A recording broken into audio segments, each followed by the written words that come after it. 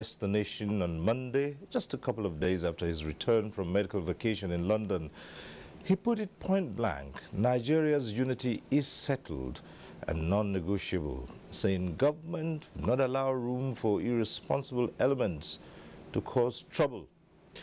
The president stated categorically that every Nigerian has the right to live and pursue business anywhere in the country without hindrance, and he cautioned against hate speech and comments that undermine national unity. On issues of security, he said terrorists and criminals must be fought and destroyed, even as matters of kidnapping, farmers-herdsmen clashes, and ethnic violence are addressed. Now, President Buhari added that the task before Nigerians is to collectively face the common challenges of economic security, political evolution, and integration, as well as sustain lasting peace. Now, how well are Nigerians ready to key into this? What's in place to check hate speeches and biased reportage, especially what you find in the social media? These are some of the issues we'll be taking a look at on NTA Tuesday Live. But first, let's get to see this report by Kolo Mohammed. From 1960 to date, Nigeria's history has been replete with varying challenges. Not surprising, therefore, that these pockets of challenges and agitations linger to present day, due primarily to the insatiable human nature. When President Buhari assumed office in 2015, Nigerians had awakened thanks and hopes were sky high that a leader who will selflessly restore the economic and social status had arrived. Buhari deployed his energy and arsenal to recover looted funds believed to have jeopardized the future of the young generation. Unfortunately, the dogged commitment by the president to bring about accelerated development and social justice was slowed down by challenging health issues, leading to 3 months medical vacation. Now the president is back, and true to type, has given a presidential broadcast that dovetailed a major cause of concern to the society, namely hate speech, threat to nationhood, insurgency, kidnapping, and general insecurity. All these impact negatively on the country, and the president has come up with new strategies to address these issues to a logical conclusion. The agitation for secession, for example, has been laid to rest with a clear provision that it is in the purview of the National Assembly and the Council of State. Issues concerning restructuring, issues concerning creation of states are issues within the purview of legislation, which is within the exclusive domain of powers of the National Assembly. For us to live together as a united people, we must first emphasize, most especially on those things that unite us together, as opposed to those that separate us. And they must understand that as a National Assembly, we have the interests of the people at heart. We have only one obligation here, to pass laws and just basically push things, that will advance, add value, to their lifestyles. We should hide under religion simply because I'm wearing this and simply because I'm on the pulpit doesn't mean that I have the power to speak irresponsibly. If I say what insults other people or offends other people, I should be liable to prosecution. The president has also promised that he will re-engineer with the cooperation of Nigerians the issues of economy and lasting peace amongst Nigerians. Already, with his pronouncement on national security, public rising tension has been doused to usher in full flourishing economic activities. Yes, and that report sets the tone for tonight's discussion. Let's introduce our guest to you. To start off, we'd like to welcome to this program Femi Adesina, who's Special Advisor to the President on Media. Thanks for being here tonight. Thank you. We're joined by Dr. Chidi Amaduekwe, who's Managing Director of Nigerian Film Corporation. Thanks for being here tonight. My pleasure. Thank you. Let me also welcome Mainasara Kugo Umar. He's a lawyer and a commentator on international diplomacy. Thanks for being here. I'm grateful. Good evening. And we're joined also tonight by Athanasius Okon, who is National Coordinator, Buhari Friends Organization. Thanks for being here. Thank you so much. Good evening, viewers. Right, as we always do, we acquaint you with the procedure. At the appropriate time on this program, you can get to be part of the discussion. The various platforms will be on your screens. We advise you take advantage of them. However, for those who would be calling in, we say this every Tuesday, when your call gets through, do us a favor, turn down the volume of your TV set. Just reduce the volume. That's the way to avoid the hurlback or the echo. And the best way to know a call has been passed through to the studio, your name will appear on screen. Once you see your name on screen, it means your call has been passed through to the studio. So just go right ahead with your question or comment. Don't bother too much about greetings. Just go straight to the point and keep it short and simple. And I do assure you that our guests here will be willing to address such issues as you might raise. So once again, welcome to NTA Tuesday Live. Let's begin to look at the issues. Let's start off with the special advisor to the president on media. Now, I've heard many comments made right after that broadcast by the president. So we put it from this premise and say, is it the length of it or the content? What was in that broadcast that would say is arresting? Is it a matter of length or content? Let me also add one other thing to it, the context. Length, content, and context. If I will start with the context, this was a president that had been away for 103 days on medical treatment. He came back to the country, and the broadcast was just to say, thank you for praying for me, and these are the things that happened while I was away, and these are the things we must mind. That was the context. It was not a State of the Union address. If anybody was expecting a State of the Union address at that time, that expectation was not right. The expectation was higher than what the context called for. And then, talking of the length, Ivan has just come back. He just wants to say thank you, and these are the things I observed while I was away. He doesn't have to do it in 20, 30, 40, 50 minutes. It doesn't have to be long winding. And then content. Did it touch on germane matters? Yes, it did. What are the germane matters in Nigeria now? Unity, coexistence, indivisibility of the union. Those are matters. Security, farmers and herdsmen clashes. All those things that the president mentioned are germane matters in Nigeria today. All right. Thanks. Let's go on to Dr. Madueke, Chidia Madueke. Yeah. For me, I want us to make a review of the presidential speech using the global, benchmark.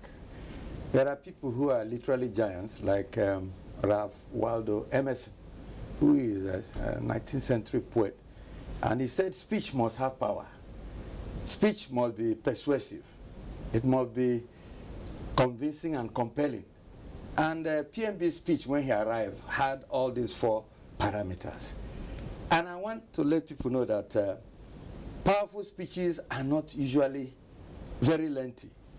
Speeches that have turned the world around often have been very short, precise, and they are game changers because they were very much specific on the agenda of the man that made it.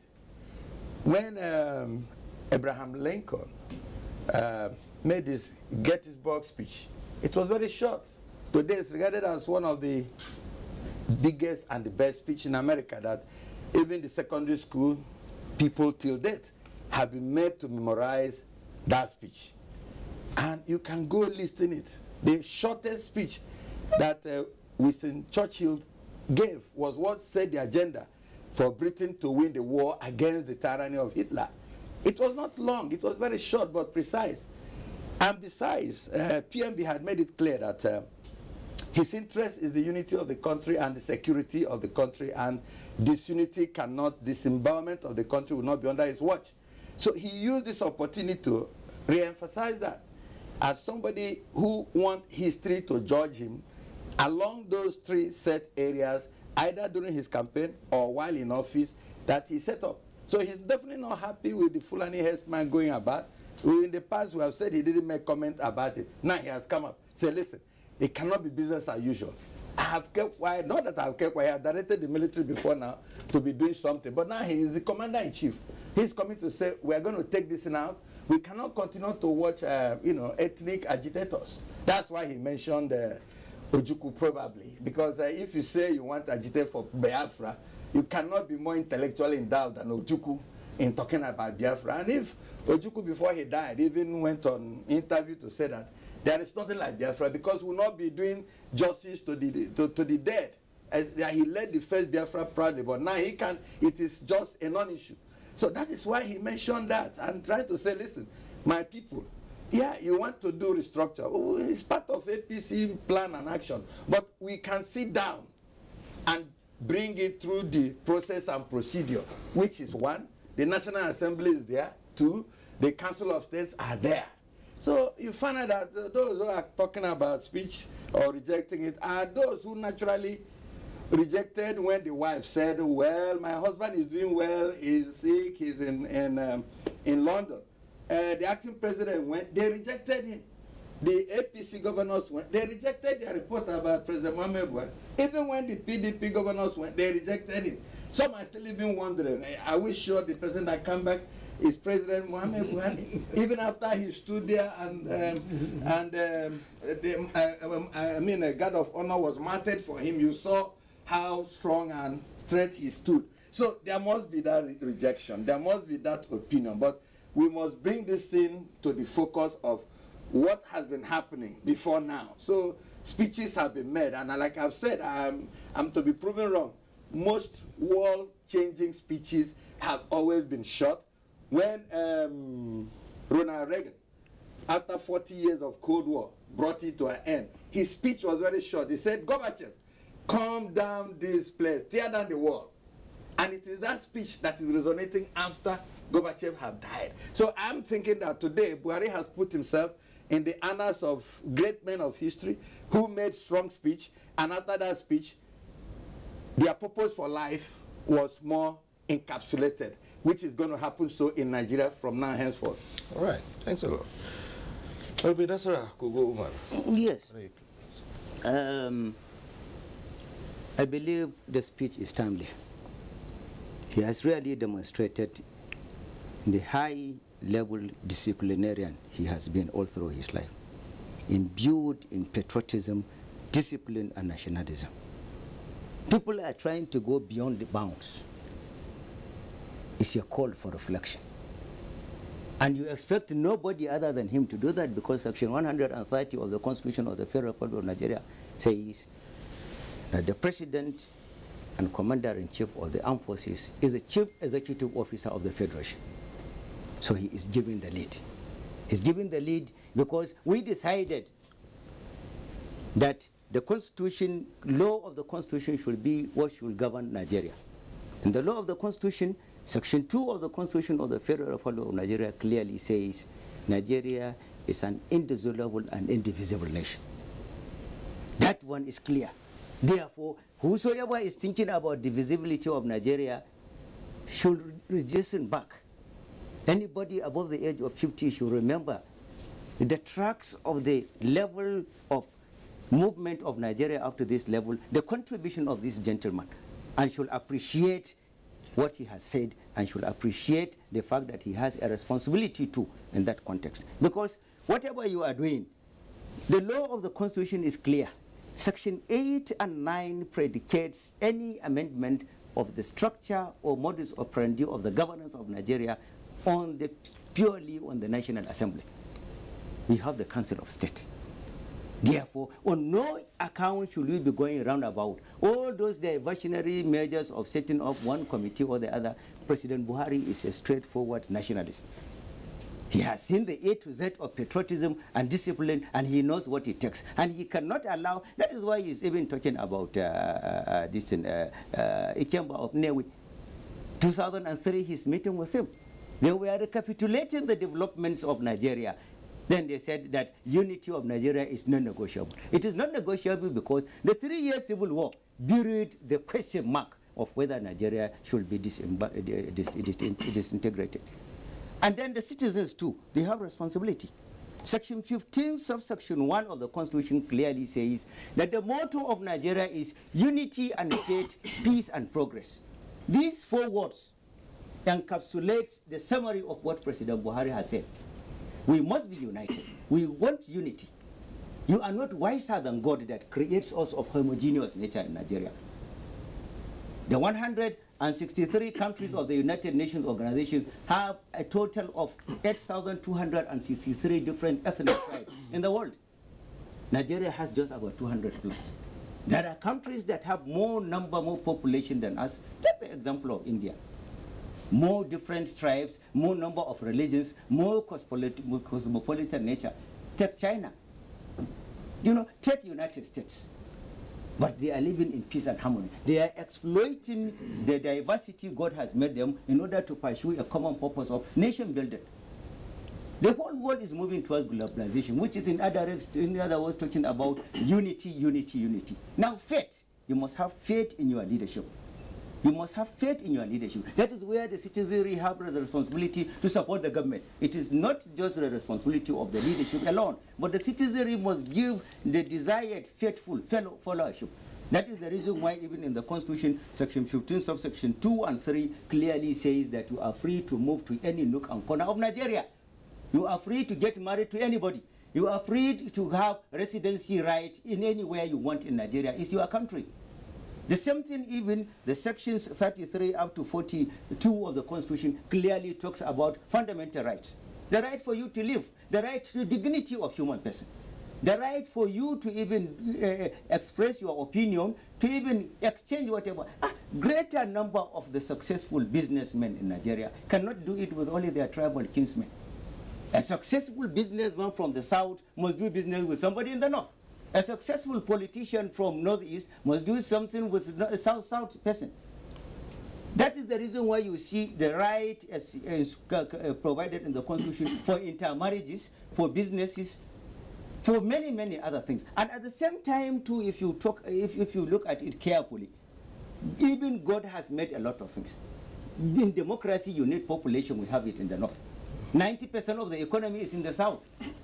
You are not wiser than God that decided that. If God did not decide who should be the mother that will born me, if God had decided I would have been a gorilla, or I would have been a small baby, or I would have been a river, or I would have been a stone. But God in his own mercy decided that I should be a human being born from so part of the country to belong to so tribe and so religion, not for anything, but for you to understand that God can do many, many other things. It is not your advocacy, your agitation that can change somebody.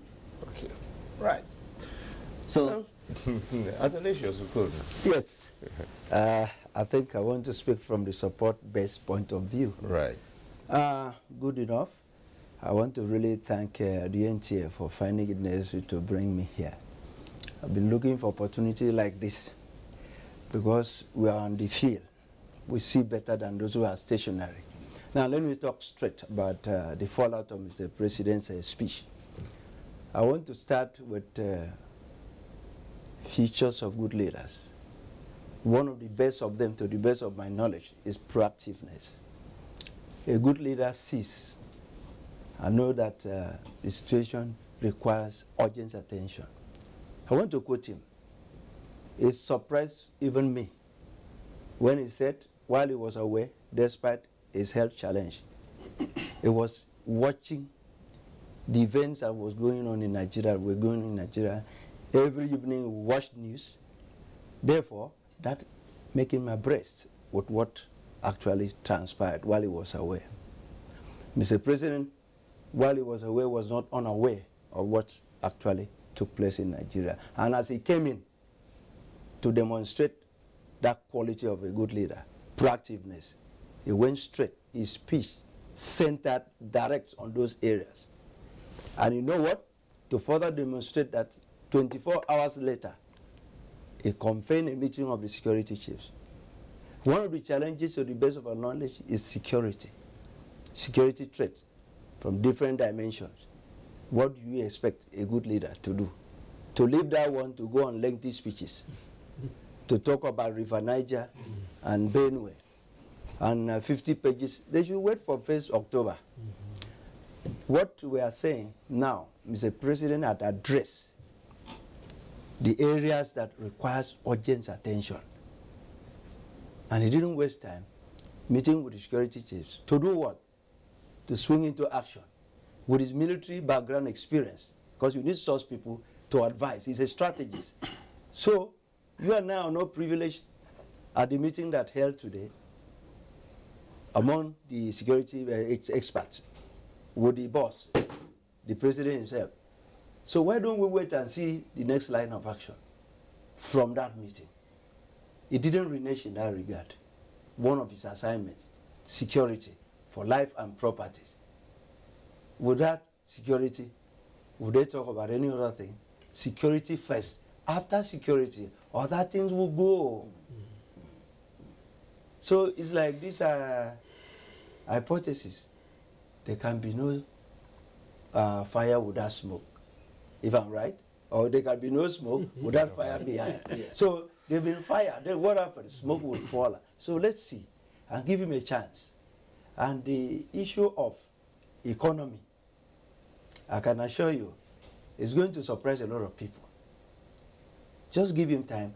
What I keep wondering, as a child of God, a Christian, my Bible is so clear.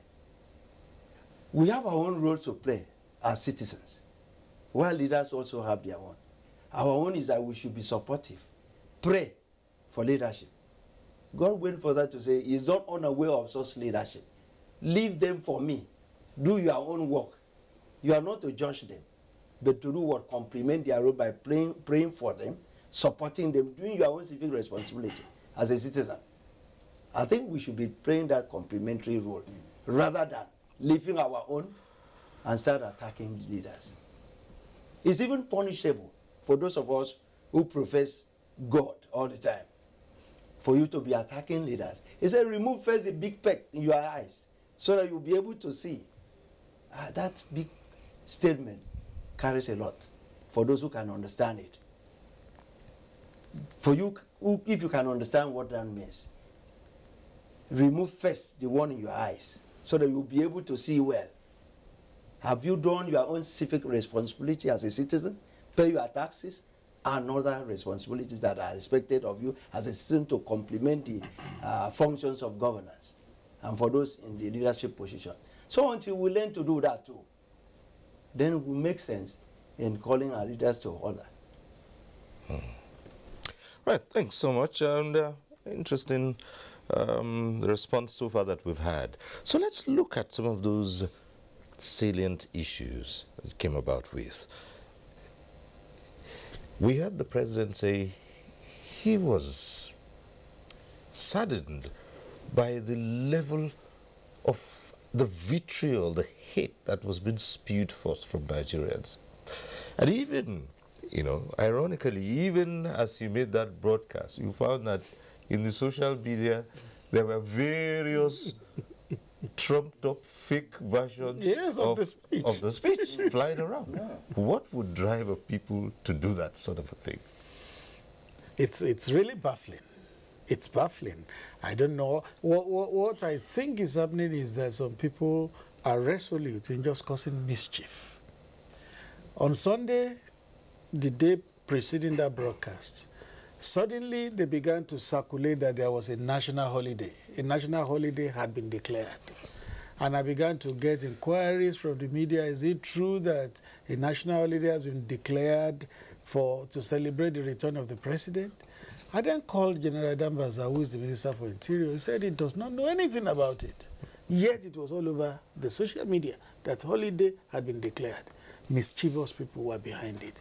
Then again, another posting came that the broadcast that had been announced for 7 a.m. will now feature at 8 a.m. And people began to call me again. And I told them plainly If it was changed to 80, I would know. But some people were simply behind this. And then suddenly, yesterday, another version of the broadcast came out. Somebody from the United States sent it to me to say, is this the correct version of the broadcast? I read it through. It was not similar to what the president read at all. I had to send him the original one. So it's pure mischief. Pure mischief. Some people are behind it. They have decided that they will cause confusion in the land. But what they do not know is that Nigerians, majority of them are resolute that this country will be kept, it will be preserved. So the tiny number that wants to cause confusion and cause disorder will not succeed. You know, the various forms of communication which have been used in driving people's opinions. Now you have what is referred to as real-time communication because of what the social media does, and everything, the minute you're saying it here, it goes around. How best can we use this as a vehicle other than for the purposes of mischief that he talked about? It's very easy to use it for positive impact, but it has to be based on the level of cynicism we have in the society, because there are people who still do not understand that the 2015 election have come and gone, and that they have to just allow PMB to enjoy his 4 years and probably, of course, come back for 2019 and then see whether they can take him away from Aso Rock. You find out that because the social media is very cheap, so they use that platform to come with all sorts of mischief in order to create bad blood in the system. Unfortunately, we have looked at the social media presence of even other people before now. Take, for example, Obama. Despite all the successes he made, there were cynics who never believed in Obama, and they continued to pummel him. All I know that we'll continue when we have people like Femi here, who from day one, he's just interested in saying it the way it is. He's been very apolitical. He'll just tell you this is the truth. So we need more of them to help us situate this in the consciousness of our people who are out there, who are never going to get tired on using very cheap platform to say whatever they want to say. But the bottom line here is that government themselves have to get strong and face this evil squarely.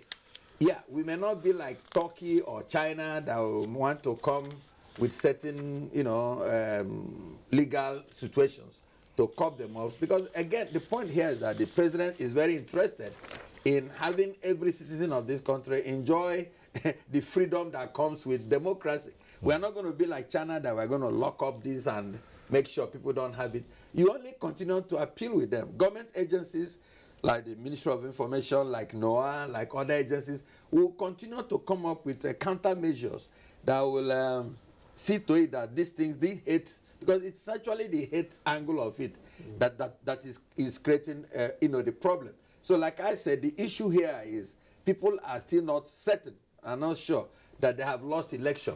So they continue coming with a new sing-song.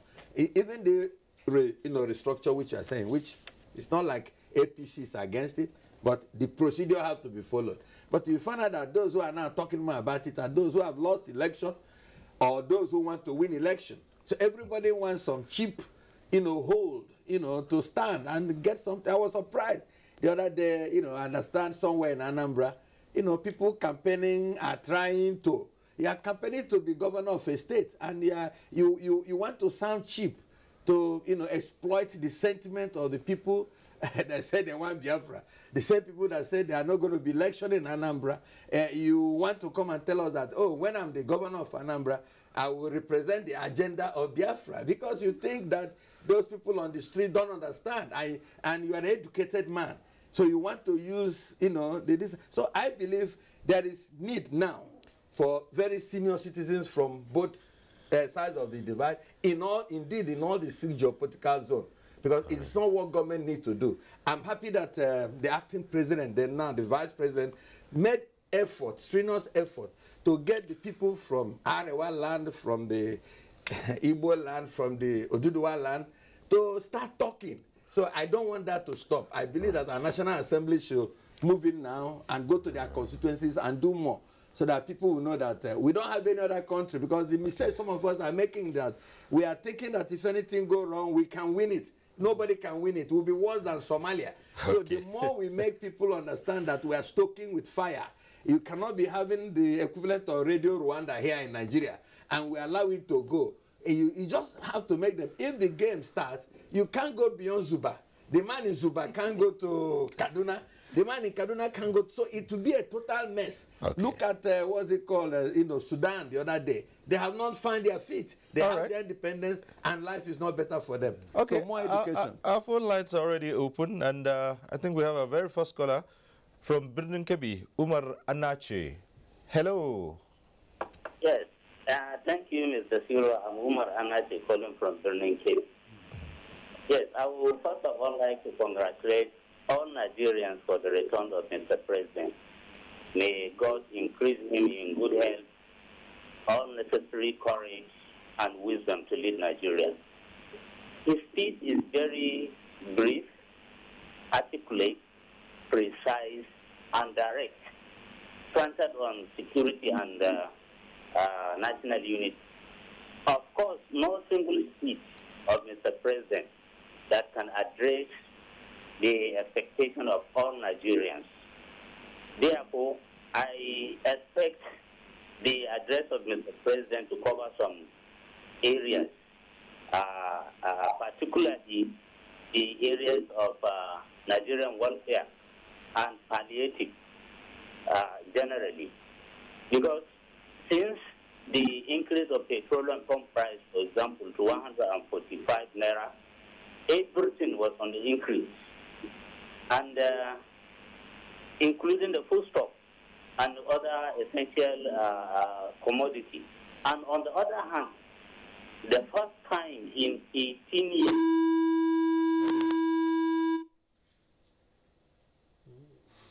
Hello, Umar. Are you still there? Oh, dear. Well, we lost that call. However, Umar, I know you're a regular caller, and I know you'll probably try again and get back on this platform. So we'll expect that you'll call back, and we might be better with the connections next time around. Well, now, a lot of people are still asking, where do you draw the line? And now we're talking about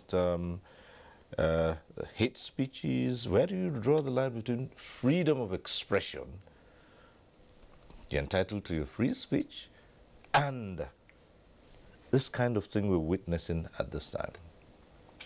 Well, democracy is not a horse running on a borderless field. There must be some restrictions. Section 14 subsection 2A clearly says that security and welfare of the citizenry is the primary responsibility of the government. Therefore, government will go to any extent to curtail any excesses perpetrated by anybody. History of the world shows that refusal to term excesses of perpetrators of these kind of things plunged the world into many, many problems. That was one of the problems that led to the First World War, which led even to the demise and collapse of some powerful nations. Ottoman Empire, for example, the defunct German Empire, the Austro-Hungarian Empire, they are all now defunct. And these type of things, if you allow it to continue unabated, they normally do it with their foreign collaborators, which is against Section 19 of the Constitution that talks about our foreign policy objective, foreign policy drive. Everywhere in the country, in the world, nations are moving towards inclusiveness, globalization, restriction, moving closer to holding what you have. But in Nigeria, it is the other way around. We fail to even take simple examples of places. Eritrea from Ethiopia, for example, up to now it has not seen peace. North and South Korea. The question of, since the time when Pakistan and India got separated, since the time when Senegal and Gambia got separated.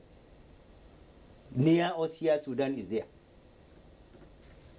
Therefore, it is not possible, all those so-called mediocre dreamers, none of them can be as patriotic to Igbo interests as the Ikemba of Newi.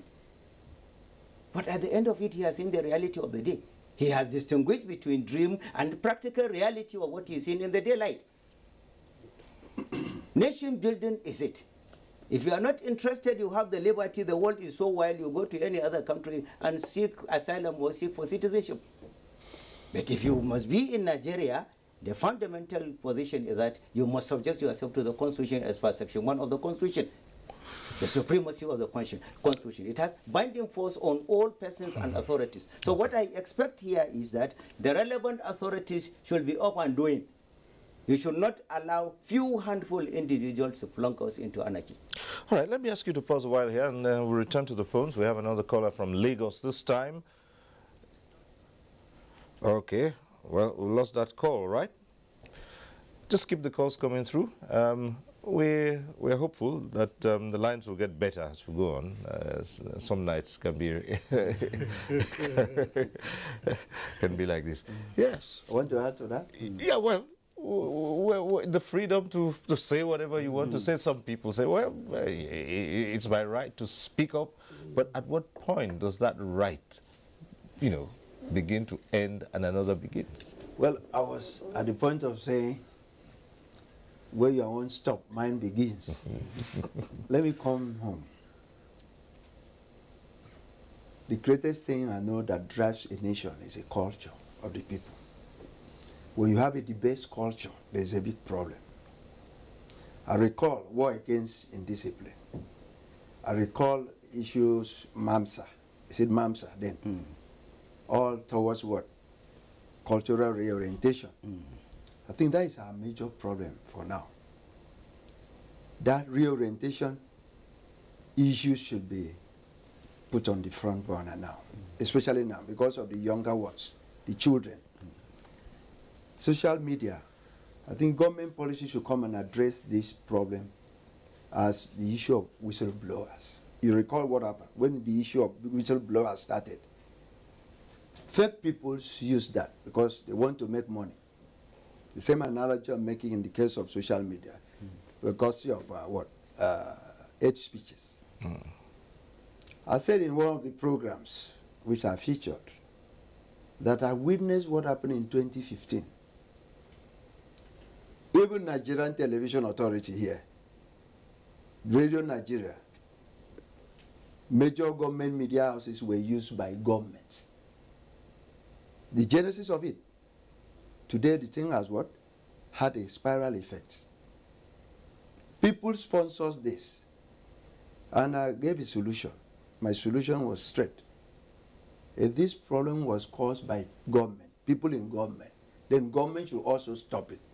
Good enough, Buhari's government is to come and solve problems. And one of the problems to be solved is the issue that affects our culture negatively. Social media is supposed to be very useful. But people misuse it to do a lot of things. Character assassination, all sort of negative jobs people pay for. Politicians especially are behind this for ulterior motives. Some, like the chief said, because they want to win election, because they have lost election before, then because of that, they can use all sort of means, not minding whether it has affected your rights or mine. So what I want to say is that for anything that has good advantages, there is always elements of disadvantages. Something should be done in regard to government policy as soon as possible to address these abnormalities, so that we now know where you use it and stop. Stop there. Don't go beyond there. But I know government would not say, let's stop the use of social media. It's not. It's part of the democracy, like the barrister said. You should regulate. Yes, you should express your views, opinion as the Constitution so gave us the opportunity or the power to do. But that constitutional provision never said it should be unlimited rights. Well, Let me come back to you, because this is your constituency now. You come from the traditional media. Today things have turned around, and we're seeing a tool that can be misused in the hands of just about anybody. Anyone with a smartphone can start a conflagration within minutes. That's just it. How do we begin to address this? I think there must be a conscious effort. There must be some measure of regulation. The first regulation that will come will be self-regulation from those that use it. Each person that has a smartphone, that can go online, that can post anything, must have self-regulation, self-decency. But we know that not all persons will comply, because there are some people that are given to lying, given to falsehood, given to character assassination. Then such people need to be brought under control. That is why government must also have some measure of regulation of the social media. When we went to Abu Dhabi, January last year, it's a country of 2 million people. You may say, well, it's a small place, but in Abu Dhabi, it is said that if you post anything negative on the social media, within 5 minutes you are under arrest. Within 5 minutes in any part of that country, you are under arrest. So there must be something to control this. It was Socrates who said, every good thing has in itself the germ of its own destruction. It's the same with social media. It's a good thing, but the germ of its destruction is embedded in it. Yes. Back to the phones now. We have from Ebonyi, Boniface calling in. Hello, Boniface. Good evening, gentlemen on the day. Good evening. Yeah, my friend Femi is there, and 3 October. My question is, our president has come back. All he addressed were important, but most important of all is exactly what took him out of the country for 103 days. His health. Of his health. Thank you. All right. Well, the special advisor will address that. Yes, we have said that several times. And it is clear in the Hippocratic Oath, which guides medical practice. It states that a doctor treating a patient must not disclose the ailment of that patient without the consent of the patient. It even says when a patient is dead, the doctor still has no right to disclose what was wrong with the patient. Therefore, it is the patient himself or herself that has the right to say, this is what ails me. If that patient is not ready to disclose it, it is within his right, no matter who that patient is. A common man, a rich man, a poor man, a president, whoever, it is within his right. When the president traveled and came back on March 10, he publicly said it. I had never been this ill, not even as a young man. Voluntarily. Nobody forced him to declare it. Now, if he will say it again, this was what took me out, it will be his prerogative. He cannot be compelled. Otherwise, it's an infringement of his right. All right. Thank you very much. And let's take a look at the other aspects of it as we move from the hate speeches, the question of the unity of Nigeria. Dr. Madwikwi, I've heard people say, well, the president, it's not the first time he's talked about it. He's talked about it so many times, and you hear this echoed in so many quarters that the unity of Nigeria is not negotiable. Yet you have a small group who say, well, hang on a moment. It was the British that decided to put this contraption together, and they didn't negotiate with anybody. So shouldn't we have the right to renegotiate? Yeah. The president has even said it that we have a right as different components to sit down and agree on how we want this republic, this nation to be. He has said it. But there has to be a procedure. You know, when some of my friends talk about this issue of restructuring, I ask them, what is going to be the step-by-step procedure, how this thing can be? You know, they come with all sorts of argument, which again means that it's a prescription for anarchy. You know, they come with all this argument that, you know, this area is not homogeneous. And I laugh at the whole thing. It's not being homogeneous that is the problem for us not forging our unity. You have, is it Somali, that is quite homogeneous, and people there can trace, you know, their genealogy. They are homogeneous to the extent that it's one religion, not just one religion, but 95% one religion, but the same, they have one sect. Is it the Sunni? There's the Sunni sect in the Islam religion. Now, they are pastoral, okay? Compare them with Botswana, who again, they were a country that were pastoral, they were homogeneous. Now, today, Botswana leads Africa in terms of stability, in terms of development. Where is Somalia today? Somalia is in tatters for the last how many decades? So it is not a question of homogeneity that determines whether we can live together or not live together. So at least that one puts paid to this issue of we want to agitate because we are from one place and we are united. Then, like he mentioned, you take a humongous empire like India, that is running to be the third economy in the whole world.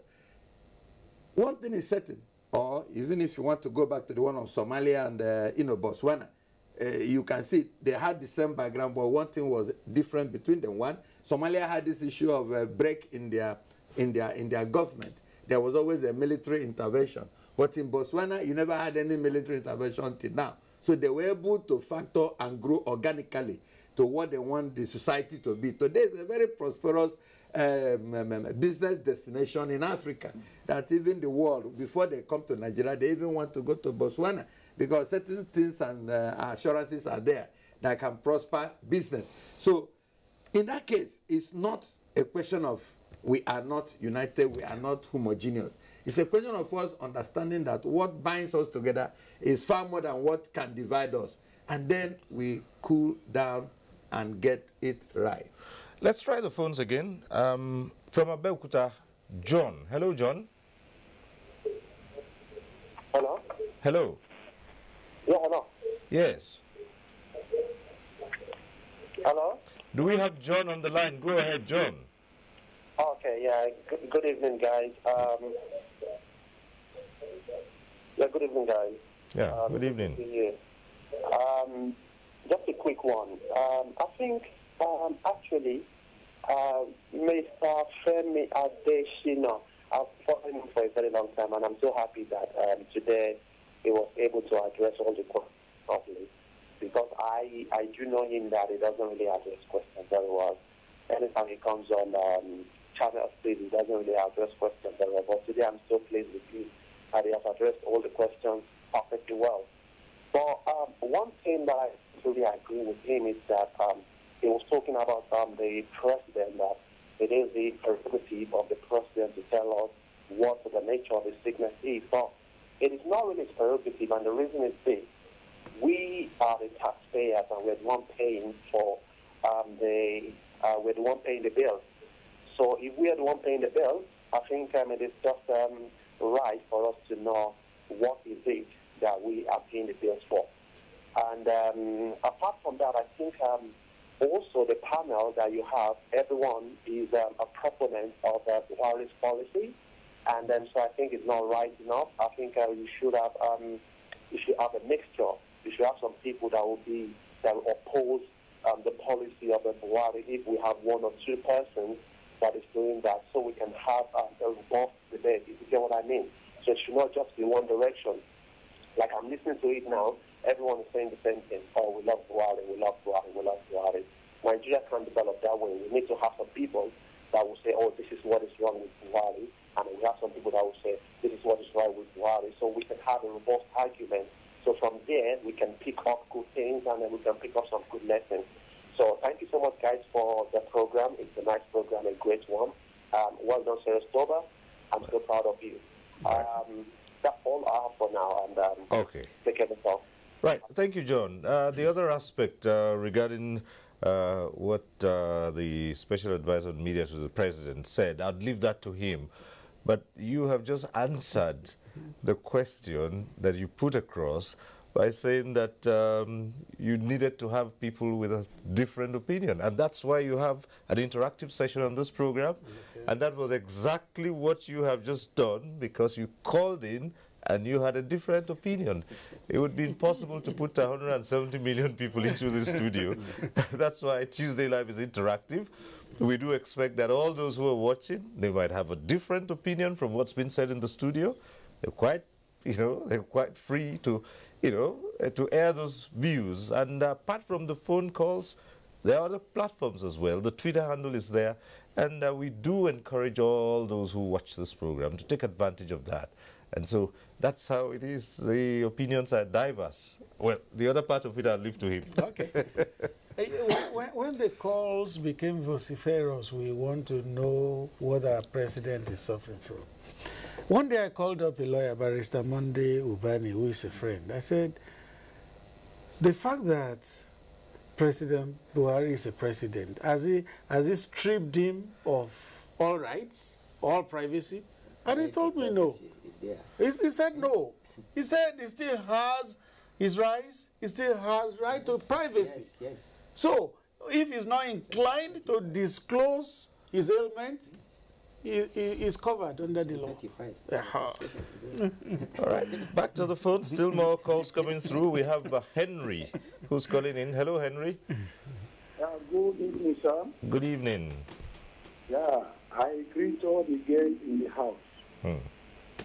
Yeah, I congratulate Nigeria for Nigeria fixed stuff. Sir? Hello? Yeah, go right ahead. Go on.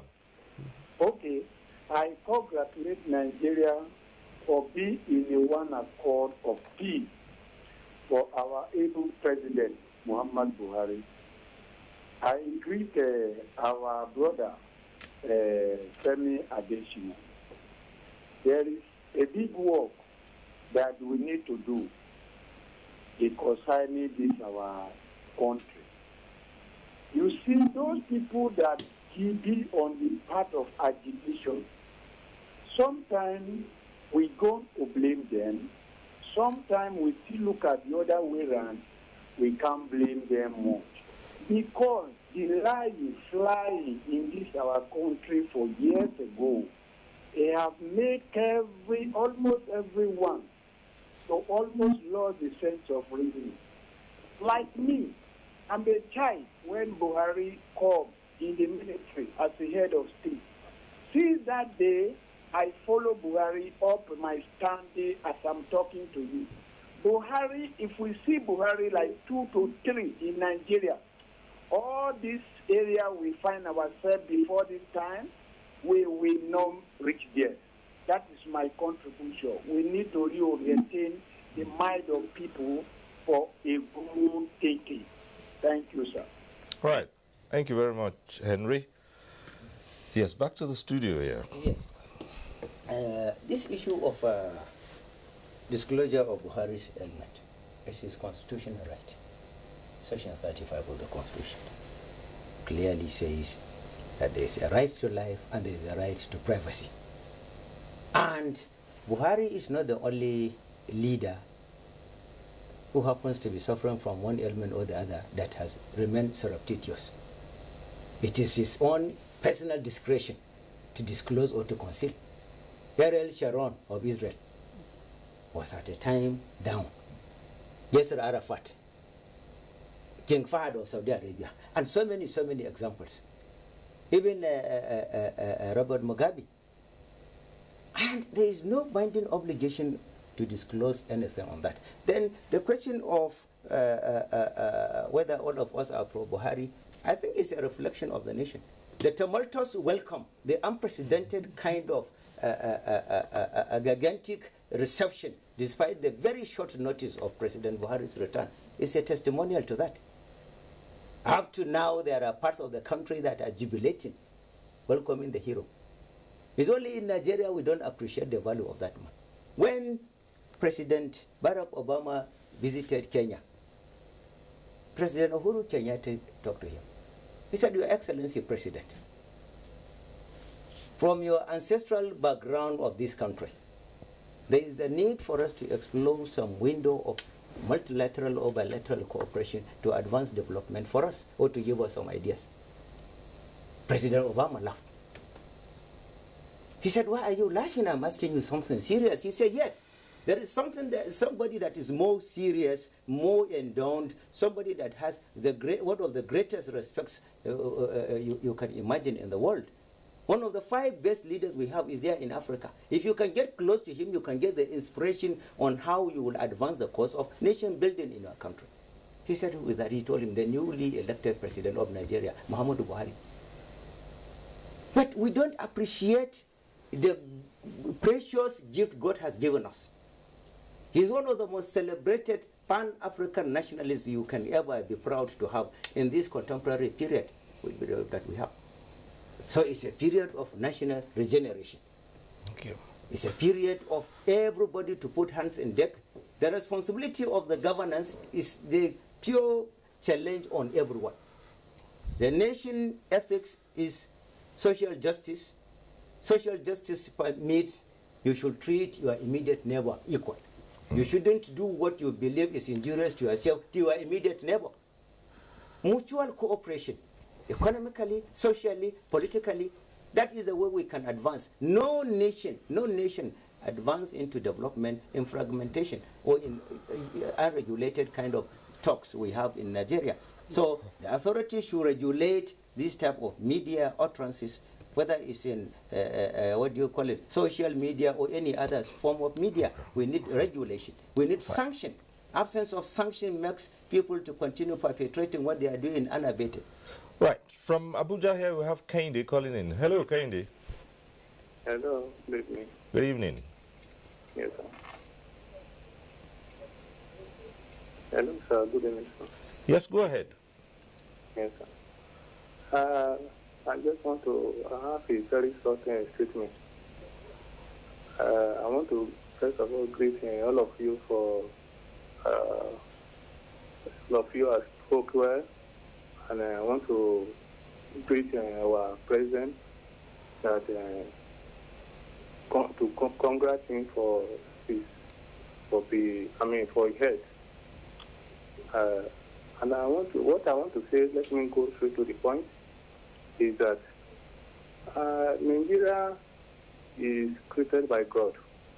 That is what I want you people to know, and that is what I want Nigeria to know. So God knows why He created Nigeria, and God He has purpose for Nigeria, and God is leading Nigeria to somewhere. He's leading Nigeria to a promised land. So I think what me and you need is prayer. Because for what is happening in this country, there is some country that is passed through it, which is the divided them, and they have never survived it. They are still passing through war till today. So being divided, for Nigeria to be divided is not the solution. So what we need, me and you, like what I said, is prayer. Be a Muslim, be a Christian, we need prayer. And we need to be sincerity is very important to each other. So if there's no transparency, sincerity, integrity in this country, we will not go forward. So this is my point to this country and to our leaders, the National Assembly, our leaders, executive. So these people need to come together, and transparency should be ahead of whatever we want to do in this country. The Lord will help us in Jesus' name to reach our promised land. This is what I have. Good evening. Right. Thank you very much, Kehinde. And it's at this point we'll take a short break. We'll be back in a few moments and look at other aspects of the presidential broadcast. Stay with us on NTA Tuesday Live. We'll be back shortly. Nigerians, our fearless officers and men of the Nigerian military are winning the war against Boko Haram. Today, all occupied territories have been recovered and Boko Haram has been degraded. Our affected brothers and sisters are getting their lives back. However, they are now after you and me. In our mosques, churches, schools, motor parks, markets, entertainment centers, and public gatherings. Be vigilant. Be security conscious. Report suspicious persons, objects, and movements to the police and other security agencies. The security of our nation is a duty for you and me. Nigeria, unite against terrorism. This message is brought to you by the Federal Ministry of Information and Culture. The struggle for independence had been a long and tough one. Our founding fathers and compatriots sacrificed their comfort and even shed their blood. We cannot at this point in history afford to spirit away their sacrifices for immediate but temporary gains of today.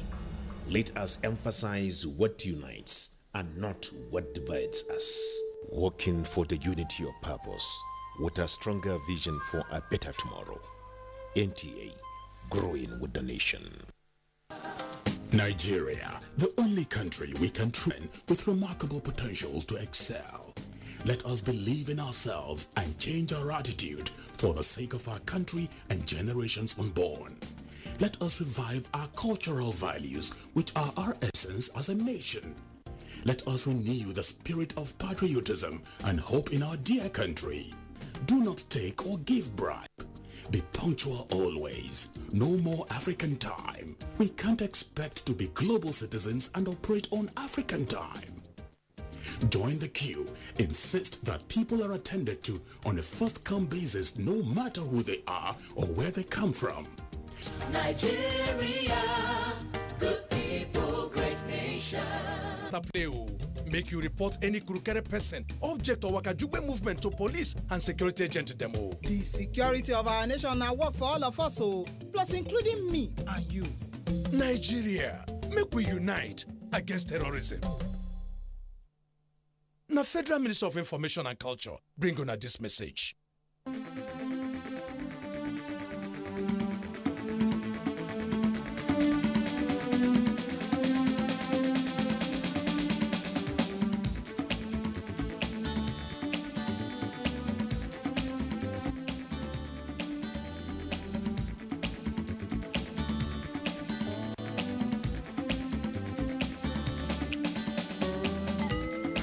NTA Tuesday Live, a network issue-oriented innovation talk show. It's a public space. Yeah, thanks for staying with us. I'm sure it's a vibrant discussion here, even behind the scenes. So, as usual, we took the cameras to the streets to talk to Nigerians, what they think about hate speeches and calls for division and secession. Let's get to hear what the citizens feel.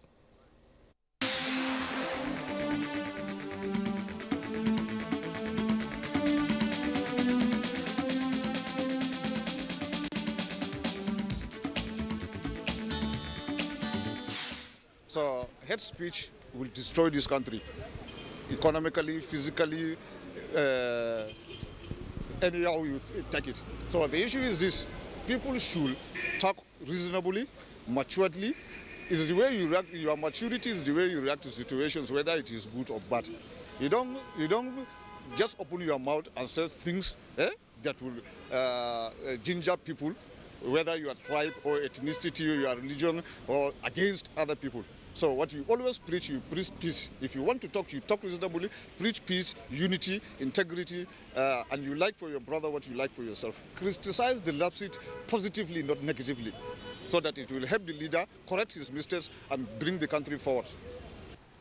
Hate speech is a kind of speech that will arouse people to act against a nation, against the president. That's what I think. That's the role of the National Assembly and the National Council of State. You see, I don't think Nigeria needs to amend their constitution. Let me go a little bit. Nigeria needs a new constitution. A constitution that was drafted in 1999 by the military is not part of the democracy. So hate speech is not good.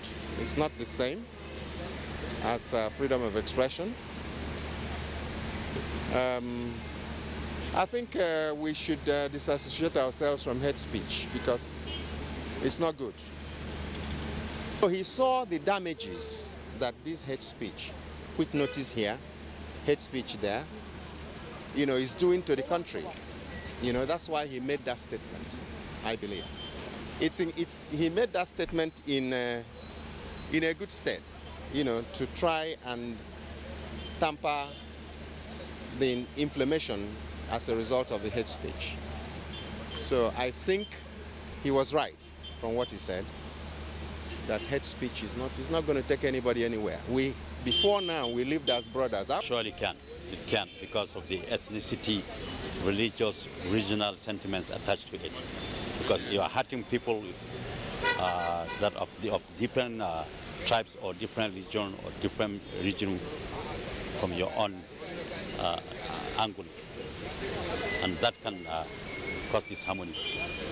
Hate speech can tear a nation apart when it's not worth to make such hate speech. And as a nation, such thing is not supposed to be heard of because it's not building any nation. Rather, it can tear a nation.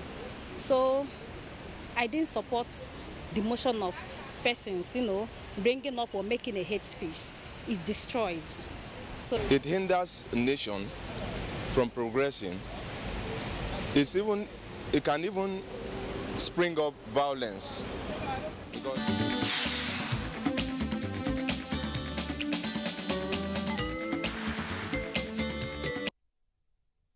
Right. The voices of the people are the issues. Forging unity, uniting this nation. It's one of the key aspects of that broadcast.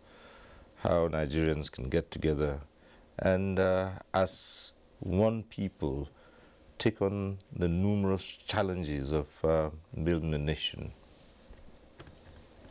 Yes, like I said earlier, they need to go into our culture. It's necessary now. And I'm happy we have agency in charge of that. I recall as a small boy, the MAMSA, I have to re-echo this, war against indiscipline. I saw that era to be a new culture into Nigeria. I recall a small boy was along Yaba in Lagos. I told a military man, sergeant in rank, who was urinating by the rail line. I said, why? I ran away. Why I ran was because he's a military man. But you know what? That why, the man just, I don't think he actually finished yes. So the slogan was so dangerous. So what I'm saying, if there is a need, there is a need if the agency in charge, I think National Orientation Agency can take that role now of MAMSA or war against it. So now take it down to the schools, especially to catch the young ones, because they should be the target now, because they are growing up. And the people that are so vulnerable in regards to the hate speech stuff here, the younger ones with phone, who have little or nothing to get themselves meaningfully. They use this to do a lot of things. So for unity to be in place, it is a responsibility for all of us, wherever you are. I thought Nigerians should bedevil themselves with those involved in this, with how food can be brought to the table for the poor masses, in whom I advocate for. That's my calling here. I'm not here to speak for Buhari like the man was saying. Yeah. My own is that how can the poor man out there have 3 meals? And we should encourage this president because that's what he wants to. That is why the issue of diversification from money economy we used to have to agriculture. Food security. Why? Because of food security, so that an average poor person will have access to food. Then these people are coming with distraction. So to foster unity, I believe we have to go back to the basic, the culture. Nigerian culture needs to be worked on again. And Nigeria has a peculiar culture, Nigeria, that until you flog people, until you do something that somebody will learn a lesson, another person, serve as deterrence, no matter what you preach. So the policies of government have been excellent. The laws are quite good, but the implementation, as far as I'm concerned, is where we have a problem now. Until we close our eyes, that is why we went and begged Buhari now. Please come, because of the decay in our value system, infrastructure, monumental corruption, and high level of indiscipline, informed people like us to go to Dara and beg him, please change your mind. And I was the leader of that project. So in view of that, we called him to come because there was high level of indiscipline. We derailed so badly. So in an attempt for him to come and do things right, the society, I know, so some people will not like good things all the time. They wanted this man to die. All of a sudden, he didn't die. They are not happy. That's where you see the reaction. The reaction is in bad faith. That's it. Now, I said in one of the interviews I granted that why didn't you people talk to the acting president on the areas of basic necessities of life, security, etc., that come, you have not done well in this as a government. We insisted until Mr. President come in person. No, you are wrong. That means you have something up your sleeve against that man. Because they didn't believe he's alive. The genesis of this problem is that they didn't believe, no matter what you tell them. People like us will tell people, he belongs to a particular society, Islamic religion. When you die, no matter how big you must be brought out for burial. And there is no way they will keep this man for so long. So he is not dead. Since these people never saw him dead because they wanted him dead, and God said, no way. He is not dead because he has a mission. And until that mission is fulfilled, I strongly believe he won't die. So culture, we have to go back to that. Right. Back to the phones we have from Delta. Another Henry, this time from Delta. Hello, Henry. Yeah, hello, sir. Yeah. Good evening, sir. Good evening. Yeah, I'm very happy to be with you. I've been watching since I was 8. I'm just so happy I'm talking with you. I'm talking with you on phone now. And I want to contribute to what discussion people have been doing. I just want to make a few points. Can I go ahead? Hello? Go ahead, go ahead. We're listening to you. Okay, in the issue of Buhari traveling out to seek treatment and all that, I really think, what is it called? If a man is incapable, exhibiting his duty as the president of the country, I think he should honorably, I don't know, kind of tell the people if we can continue with the power,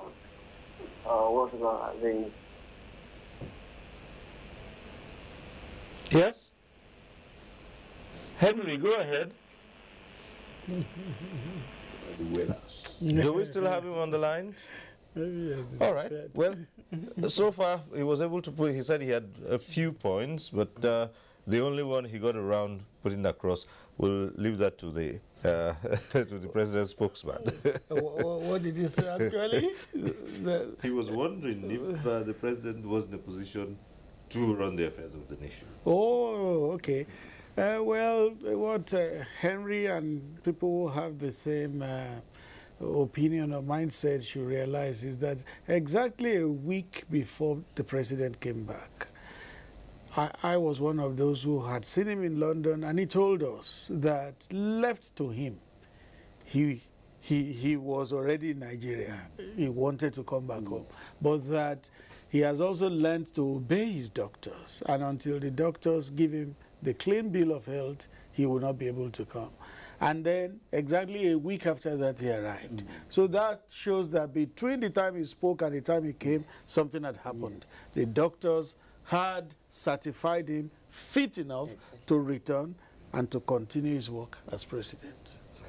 And so I want to support that. Yes. I wanted to support that by saying that they keep making the mistake as if there is division in the presidency. In this kind of presidency, we have the American type of presidency. The presidency is one. The vice president and the president himself, they are one. And even when the president was not there was no vacuum. So the president, acting president, then continued to do all that needed to be done. And you read some of this and they say, he didn't talk about the economy. What was there to talk about the economy when, by the time he was coming back, for the very first time, our foreign reserve hit $31 billion. That figure was last in 2015, during Jonathan. So if under recession, the economy have hit 31 billion, that was what Jonathan left it, and we're in a recession. So it shows that our economy is pulling out of recession. And economically, we are doing very well. At the law conference, the vice president revealed that for the very first time in this country, that over 1.3 trillion were spent in capital. And they say Buhari is in a hospital, and we are spending more than this country have ever spent before. During the same period, Buhari is sick. Nigeria was pulled out of the 10 most corrupt country, which is the first time in 10 years that we are experiencing that. And they are saying Buhari is sick and nothing is happening. It cannot be true. During the same time, the AU elected President Buhari to take the charge of corruption in Africa, and he's sick, and they're saying nothing is happening. What I want to say is that the presidency is one. So whether it's the acting president on duty or the elected president on duty, Nigeria is functioning, and the result is very clear. Okay, Umar called in earlier on, and just as he was making his point, the connection was disrupted, but he's back again. Umar, you're back on the line from Birnin Kebbi. Go ahead. Yes, thank you very much, Ciro. The last point that I want to raise is that for the first time in the last 8 years, federal civil servants experience what they call salary shortfall. And I believe the shortfall is not natural. It's caused by somebody, either by a commission. And since last year, this shortfall has not been addressed. Motivation. Even the security agents and the military need motivation. These are the areas that I want Mr. President to cover. There should be a policy, a national policy on palliative and motivation. That is the point that I wanted to raise. May God continue to bless our country. Thank you. All right. Thank you very much. Right.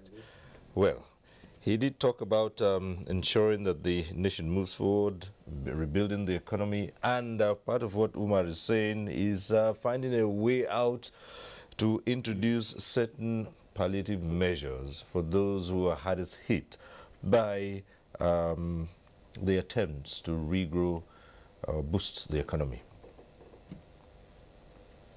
Yes. Yeah. Already, the government is very focused on that. That is why we have the social intervention program.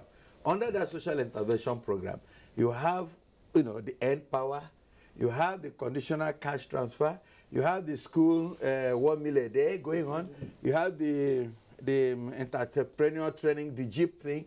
So you can see that the government, and apart from that, you have a policy on agriculture that is pulling millions of Nigeria into farming. You had the NBS, Nigerian Bureau of Statistics, said that last year, Femi circle, we use Kebbi again as an example. 85 millionaires were made in Kebbi State.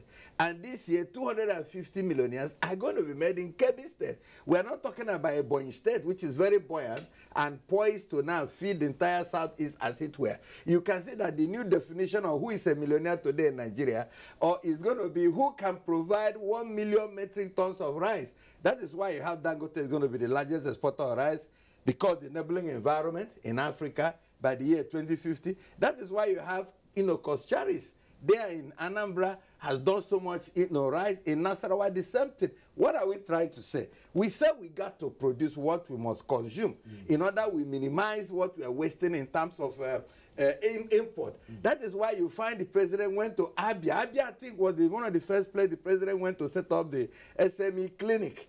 Abia is one of the places that the president directed, the acting president directed that power be made dedicated to the area market. So that you go to the area market now today, you find that people are sewing clothes, they are sewing shoes over the night. You find that the directives were made that the Nigerian military should be using the shoes made in Aba. So you find there is capacity enhancement in Nigeria under Buhari administration, and that is why we are pulling out of recession. That it has never been done before the way it is being done. I guess that is that we're on course. Right. From Yola, we have Abdul Rashid calling in from Yola. Hello. Yes, sir. Hello. My name is Abdul Rashid. Yes. From Yola, Damascus. Yes. Yes, sir. Hello. Good evening. Yes, go ahead, Abdul Rashid. Yes, sir. I want to congratulate our president for coming back from his medical treatment properly. So I also congratulate all of us for being part of this program. Oh dear. My major contribution to that program is that we want Nigeria to be one, we want Nigeria to be one at the same media podcasting. So I want the spokesperson of Mr. President, please continue to advise Mr. President so that they should implement some policies that they have put in place, like social investment, our starting security training, Biafra education, Hansman vices. Well, I'm sorry, Abdul Rashid. It's extremely difficult to get to hear you clearly. The line is not very clean, so we might just have to ask you to call back if you can before we conclude this program. Yes? Yes. The task of nation building is a collective phenomenon.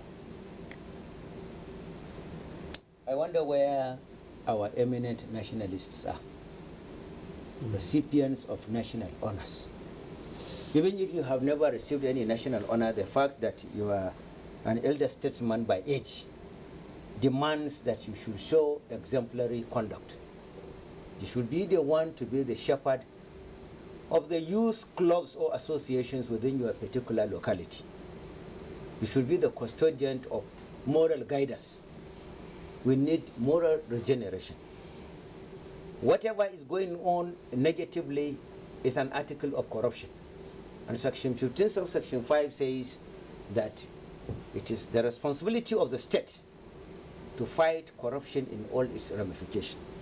Now the state here translates into elder statesmen, whether serving or retired, the president himself, his council of ministers, the governors, the commissioners, the local government chairmen, national and state assembly members, ambassadors, armed forces members, whosoever is in Nigeria, once you are in the position of responsibility, either natural responsibility or official responsibility, you have a duty to ensure decorum and discipline in our nation.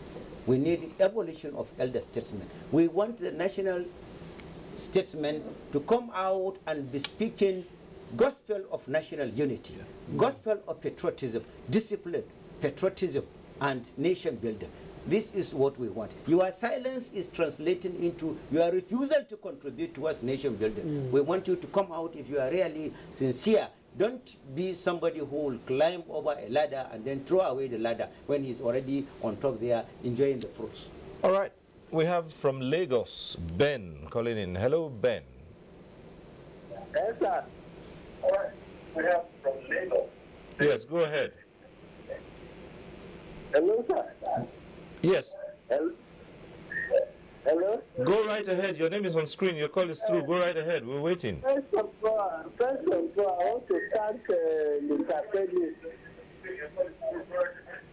Hello, sir. I'm Mr. Femi from Lagos. Everybody is thanking Mr. President. I want to thank Mr. Femi Adesina. Thank you. Well done. Thank you.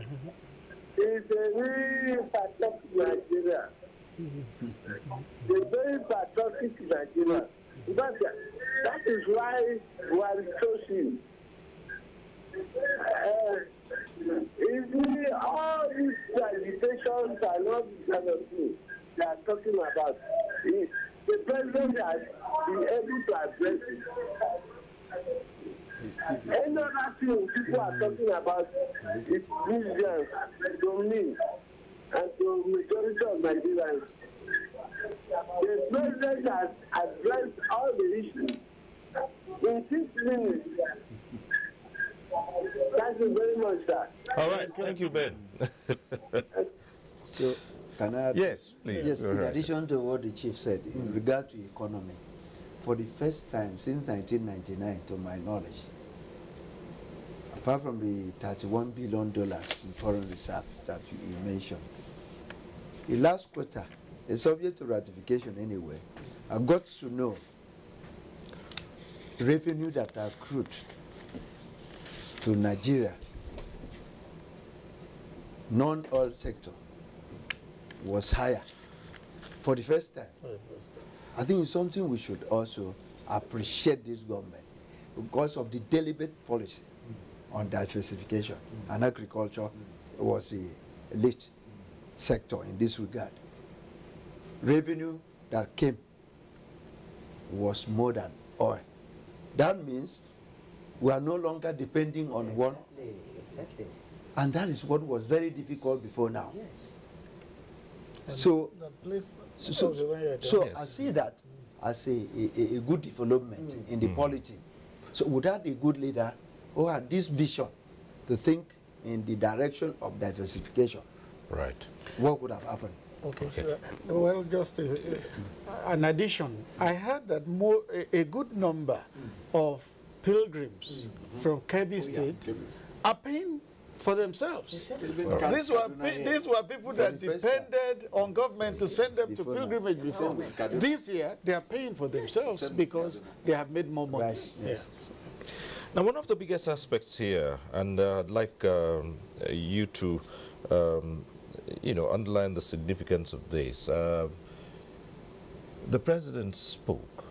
He singled out a number of issues, felt those were the burning issues of the moment, and chief among them was the question of security, the insurgency which has been fought on a daily basis.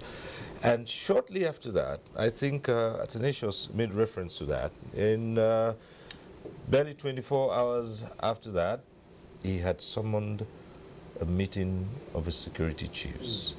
Now, put in perspective the importance, the import of that move, and are we going to see moves like this in addressing those other matters which he touched on in his broadcast? Yes, I want to believe that everything he mentioned in the broadcast will be followed up on. We've seen that within 24 hours, the issue of security had been followed up on. I believe everything that was mentioned will have follow-up steps being taken, so that it's just not left in the realm of talk, but there will be action. And the broadcast was just 6 minutes, but it was loaded. And it's also in consonance with the nature of our president, a man of few words, but of action. So I believe that everything that was mentioned will be followed up on. With the security issues that we've been facing, how best can the citizens key in and help in supporting the agencies at different levels? You can't succeed in security without having the local people engaged in it. You can't succeed in security without talking about the hearts and mind of the people. So when the president addressed this issue the way he did, it was very, I don't know who did the speech, but to me it's one of the best speeches I've seen the president. He touched in all aspects of it. The critical security threat here was, before he became president, was the Boko Haram. But when he became president, other security threats started emerging. And as a man who likes to deal things in a very asymmetrical manner, he has now said, he has always been doing something. He has been asking the army, the police, to do all these cattle rustling issues. He have dealt with them in the past, which means there were more criminality in them than based on ethnicity or ethnic religions. Now he has said the military need to move, or the police, the security people need to move into it and nip it at the bud. And that is where what my colleague here was talking about, the community leaders coming into term. Okay, fine. He said, he very made a good statement that everybody have a right to live in any part of the country. What does that mean in effect? He's saying that this quit notice to Igbos by October 1 is a non-issue. Null and void. I am the commander-in-chief and I'm saying it. Otherwise, you dare not tell Igbos to leave the north. Now he has said it.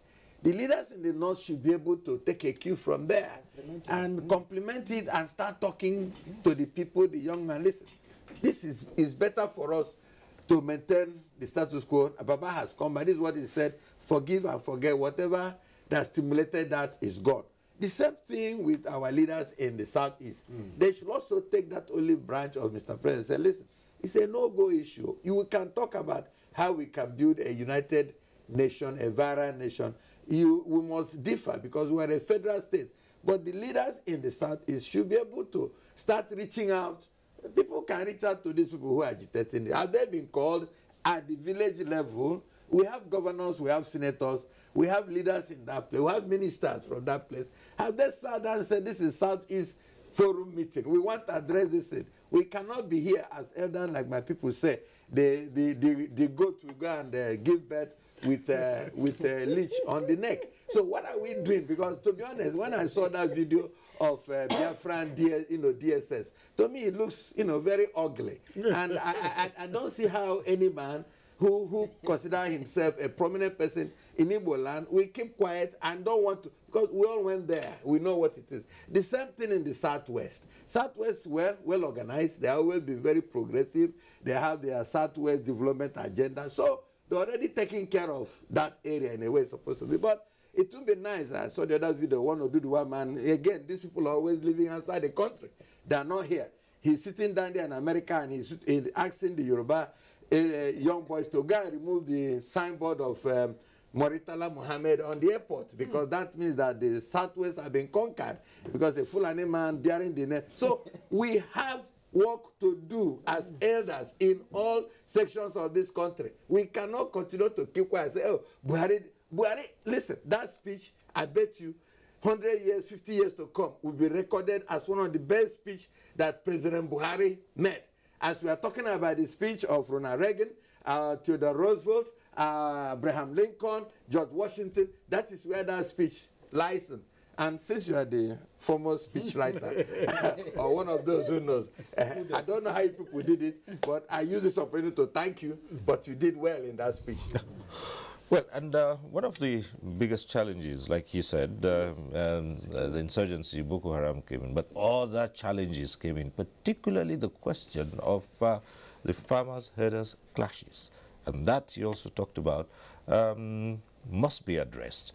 It must be addressed, certainly. And like I said, governance is a collective phenomenon.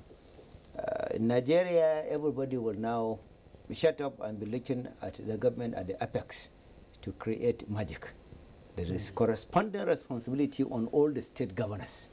There is corresponding responsibility on all the traditional or cultural institutions. There is corresponding responsibility on the local governments and even, like I said, elder statesmen, religious leaders, and whosoever has responsibility for what do I call it? Ethnic regeneration. You need to. The ethics of Nigeria is social cohesion, social unity, social cultural harmony, and encouragement of even intercultural and interreligious marriages. All right, let me just ask you to hold on a while. We have a Fidelis on the line. It's been there for quite a while. Fidelis from Ibadan. Hello? No, that call isn't coming through, is it? Hello? Hello? Hello, Fidelis. Yes, I'm hearing you. Right, please go ahead. Okay, good evening. Yes, good evening. To everyone of them on the stage. Right. Yes. My contribution to what is going on is that, well, first of all, let me just say congratulations to Nigerians for what we are experiencing. And as a matter of fact, I want us to know that all of us cannot just agree to say Buhari is the best at the same time. When you go to the market, the noise you hear in the market are just two. Number one, I am going to buy. The second one is, I am not going to buy, or I'm not going to sell. Even if it is only 50% of people in Nigeria that say Nigeria is good, Buhari is good, let us agree. not forget that there are bad eggs in the country today. Who does not want better things, good things to sprang up? They look for one way or the other to make sure that who will be able to stand and say, let's follow the right way, must not arise. Thank God for Buhari. Many things have happened. He has undergone many, many things, which he may not be able to say out. But one thing I pray for him is that he will live long to reap what he has planted in Nigeria. I was small in 1985 when he started. If had he been, the enemies of Nigeria allowed him to do what was in his mind at that time, before now, Nigeria would have been better than the places we are running to everything. They did not allow him to continue. If he has continued, that is what they still want to do this time around, but God will not allow them. Amen. And I know that by the grace of God, one day, Nigeria will turn back to beat the point that, Buhari is our best. And the Lord will give him sound head. Himself and his family, they will live to eat the fruit of their labor. Though I'm still small, but I know those who are planning back for Nigeria, I don't want to pray for them. I will have said they should go and never witness what is going to happen the next day before. Thank you all. Thank you, Fidelis. Right. Okay. Yes. I was talking in the context of moral rectitude, the responsibility, the collective responsibility of everyone. Whether it's cattle rustling, whether it's this ransom something, what do they call it? Kidnapping. Whether it's Boko Haram or whatever is it, is the refusal of those natural leaders within us to be proactive in that context. Because these criminals are living with us. They grew up with us, they were born there. We all know them. But in a situation whereby the society is shielding them away, thinking that it is solely the responsibility of the government, then we are missing the point. It is the responsibility of everyone, like I said. Where are the state governors? What efforts are you making? What are the periodic reports of the progress you are making in identification of those responsible? Where are our traditional methods of checkmating crimes? We used to have all these things.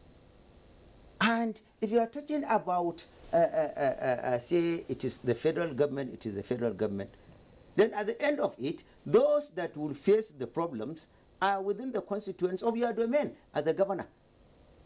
The governors must take it up, must forget about the issue of saying that it is the responsibility of the government. No. Yeah. The section 14 subsection 2A that says security and welfare of the citizens is the responsibility of the government did not say the federal government. It's the government. So therefore, we want to see the Buhari stamina and the Buhari zeal and Buhari patriotism in all our governors. I challenge them to prove that they are equal or even higher than Buhari. This is the happiness Buhari wants to see. He wants to see the implanting of the Buharis among the ministers, among the governors, among the local government chairmen, among whosoever has the responsibility to be called Mr. Somebody in Nigeria. We want to see that. That is the only way we can get Nigeria out of all these problems. So long we now take it theoretically, say is the responsibility of the federal government, we are missing the point. The problem of insecurity in Nigeria is a collective responsibility on everybody. If it is in the mosque, you see somebody coming with a black polythene bag, it is your responsibility to ask, what are you carrying there? We were in the days when if somebody comes with a polythene bag and throw away near you, no matter how concentrated you are in the prayer, you will just vanish away and start chasing yourself through the doors or the windows. We saw that time. Now we have seen stability. People are now seeing stability. For the first time in the Northeast, people are now doing the Eid prayer. People are celebrating. In Maiduguri and Gombe, for example, there was even Durban. For the first time, we are seeing peace. Peace is the harbinger of any development in any nation. Without peace, we cannot achieve anything. And this peace is something that should be brought by everybody. We have the responsibility. The traditional rulers must wake up from slumber. You have the responsibility. The issue of the taking away of your responsibility from 1975, the local government reforms, that is the excuse they are giving, shouldn't come into play this. You have enormous responsibility placed on you by God, placed on you by the government, placed on you by the constitution, and placed on you by the citizenry, because everybody is expecting guidance and leadership from you. We want traditional evolution of security protection for our citizens. We want everybody there, no matter how small is your responsibility, whether it is within the level of your family, or within the level of your ward, or within the level of your local government, or within the level of your state, or within whatever level. And people should begin to ask questions. People should begin to ask questions. So long you remain docile, so long this great Gangatium monster of insecurity will continue to forbid, and you may not know whether you are the immediate next victim of it. Yes, that's an issue. So. Yes, in addition to that, I will always go back to history. In this same country, the NCHE being the platform, I used to hear these slogans: security is everybody's business. That man sold rest in peace. I think I met him in person at the Area sometime. The man behind security is everybody's business. Community policing, sir. Let's come into it. Then solution. There's one solution I'm going to give to Femi to take it up. I recall in Ucheros and in Edo State, something happened to him. And then it was like untouchable. No human being, no gun can bring it down. But a strategy came. And that was the end of him. In a question of time, I will give Femi my own little. Then when you see crisis, especially my own side of the Niger Delta, the major vulnerable people from the pipe explosion, the pollution that will come from that is the community people that live there. Yeah. They are the target. They are the one that suffers the consequences of this blow-up of the pipes, etc. The same people you want to protect are the ones that will die from the pollution first. So at the end of the day, there will be nobody there. So what I want to say, security is everybody's business. That slogan should be reignited. It's necessary. I think it's part of the assignment that we should now give again. Added assignment to National Orientation Agency. That we have to come together and believe in security, what do you call it, community policing. Everybody will watch one another. Yes. The moment we introduce that system, while you are going in front, somebody is watching you behind. The other one ahead of you will turn his back and also watch you coming. The moment we introduce that self-security around us, some of these things will be nipped in the bud. They will not even come to the level of the Boko Haram cattle rustlers involved in these activities. Once they notice that they are checked, the thing will fizzle away on their own. Especially the one I want to tell Femi to take it down.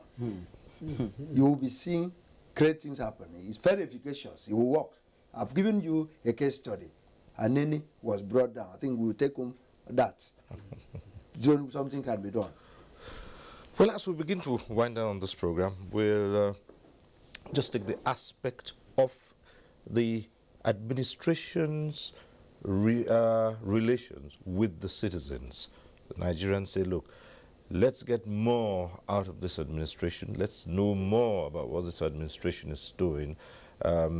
We want to have a feedback mechanism so that the people can tell their leaders this is exactly what they want, and the people want their leaders to open up and, include them as they go along. Well, that's part of governance. Governance is not a one-way track. The governed also has a part in governance. There must be feedback mechanism. But you also need to realize that when this government came, there were severe problems in the country. Severe problems that need to first be tackled. I was glad when the Vice President said in Lagos yesterday that a good part of the mess that was inherited has been cleared.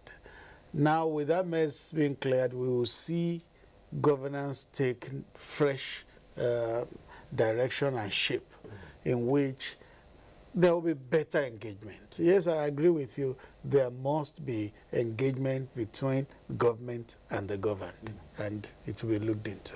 Right.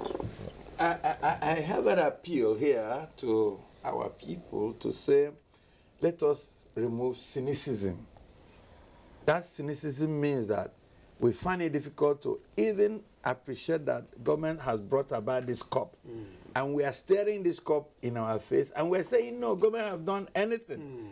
When I was coming back from my village December last year, I was pleasantly surprised at Ishiago. I saw the road being torn apart like it's never been done before. From Ishiago, that's the Port Harcourt-Enugu Express Road. I also saw the same thing happening around Onitsha Express Road. We know what is happening at Mokwa here, and these are roads that had been there, and nothing happened to them in the last 16 years. So why can't we just remove cynicism and say, well, these people are trying. I come from area in Abia State that the road stopped in 1998 when President Buhari was the chairman of PTF. The road going from Umuahia to Aruchuku. It's been there from 1998 till date.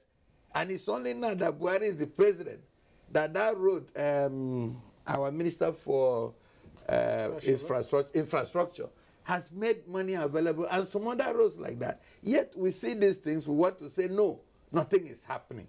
I'm only appealing to people, please. Election is a cyclical thing. It comes every 4 years. Let us know that election of PDP-APC 2015 is gone. Let us see, even if it's good for the opposition, I'm happy they are getting their acts together so that we can meet ourselves 2015 and know whether they can push away APC or APC will continue. I know APC will continue. So I just want them to understand that we are here for good, and the index is there, not what we make of. The World Bank, AMF, the other day published that the TSA gathered over 200 and something million, is it dollars or billions, since they came into place. TSA is not our creation, but we had the political will to bring it into action. So we can continue counting. Now, we are in a recession, and I want to end by saying that in any recession, there are global acceptable method of getting out of it. You must produce, you must consume what you produce, and then you produce yourself out of poverty. And that's really what we are doing, because since this government came, our allocation to capital project is nothing less than 10–15% of the total amount, which means we are spending more money for production, not for consumption. All the railroads that we are building, by the time next year we get them on, it will reduce inflation. The person carrying his tomato from Zaria to Port Harcourt will not have 5 trailers out of 10 falling on the road. 10 will arrive Port Harcourt, so he will sell his price for 10 trailers and not for 5 trailers. So I want people to understand it's not easy. Yeah, when you talk, they say, but rice is still costing more than it was costing before. Yes, it has to cost, but at the same time, you should know that more people today in Nigeria are producing rice and exporting it to Burkina Faso, to Mali, to other neighboring countries. And they're making good money in the north. So which means we must look back to what is thing that will guide, which is the agriculture. And today we are celebrating China. A time came when China, they were wearing the same dress as I'm wearing black. Everybody in China is wearing black. But today, they are manufacturing cars that are doing well because they came to time to say, we must produce what we consume. So I want our people to buy into that idea of producing what we consume and know that when 2019 comes, they can do the election and we see who wins. But right now, the election is over. Let us allow the APC government to deliver on the promises they are already delivering. Thank you. Right, thank you. Your closing comments, yes, Minister. National responsibility is a collective challenge to everybody. Everybody should consider himself a leader. You should lead with quality in character. Leadership in character is what we want. Everybody should assume himself as a leader. Little drops of water makes a mighty ocean. It is the absence of the synergy of everybody in the shape of governance that is making us drill. We have all that it takes to be one of the developed nations in the world.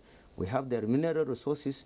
From desert to the sea, that is where you get all the mineral resources in the world, and we have it. We have some of the most brilliant people in the world. We have a leader now, which is an opportunity, one of the greatest, most respectable leaders in the contemporary world. So we should exploit that chance. We should all put hands in nation building so that Nigeria can reach the El Dorado we are all dreaming about. Right. I thank God I've been an activist right from my school days. I will always speak for the proletariat, the masses, the poor, the downtrodden. I just came home. I flew into this state today. I drove from Akwa Ibom to Calabar, where I spent some days for what I'm working on. And you know what? It took me 1 hour, 30 minutes. My car. I was scared. And I said, God, this man, I took a CD during campaign. I documented, he called a Road Abba Umaya. I went to General Buhari and gave to him. I didn't know he was going to take notes of that CD. He put it there. But what happened? Femi will say here, 54.7 billion naira dollarization of Ikode Ekpene, Calabar Road will commence soon. But the palliatives we talked about some time ago, about 6 billion was released. You drive to Calabar, smooth, sweet, as it is now, from Uyo. I'm a beneficiary of that. And people who didn't want Buhari to emerge are also beneficiaries. You see, for those of us who go to church, who hold Bible, who are Christians, be careful, because you don't buy the thinker that fits you. Then there is not always a negative multiplier effect of doing that. You don't spit your saliva down on the ground and pick it back. It has a negative consequence. The man has done so well, we should rather encourage him. For me, I stay here without any fear of anything to say, thank you so much, Mr. President, because he has given contract. He has awarded it to even the best construction firm. Julius Becher, to mention it here. I don't fear it. Because Becher never entered our place. It was abomination. But for him to say they should do that road, Calabar, he called Ekbene, down to Aba access. There is no better, because it's a very good economic road if you go there. So I'm so happy, Mr. President. You've done that one for me. That's for me, yes. All right. Well, this on that note, we'll have to leave this discussion and say thank you very much to all our guests here. The presidential spokesman, Femi Adesina, thank you for being here. Pleasure. And the managing director of the Film Corporation, Nigerian Film Corporation, Chidia Badwikwi, thanks for being here with us. And Mainasara Kugo Umar, thank you for giving us the legal perspective. Thank you very much. Thank you so much. And well, he's described himself as an activist all through and through. Athanasius Suko, National Coordinator, Buhari Friends Organization. Thank you for being here. So much. Thank you so much. And thank you also for being part of this program. Next week we'll reach you again on NTA Tuesday Live. I'm Cyril Stover. Bye for now.